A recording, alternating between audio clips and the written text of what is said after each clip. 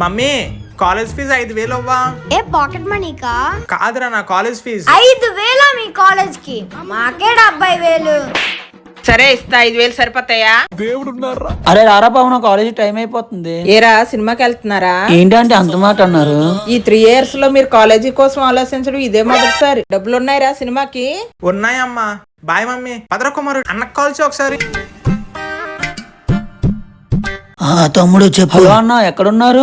నేను బయట ఉన్నా, ఈవినింగ్ వచ్చి తీసుకోండి. ఈవినింగ్ వచ్చి తీసుకోమంటున్నారు. అయితే ఒక పని చేద్దాం కుమారు, ఇప్పుడు మూవీకి సీదా పోదాం, తర్వాత లతికని కలుద్దాం, ఆ తర్వాత వచ్చి తీసుకుందాం.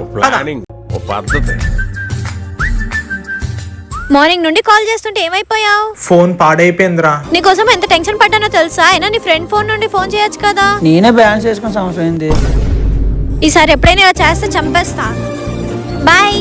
నీకు ఇంక చెక్కేస్తారు.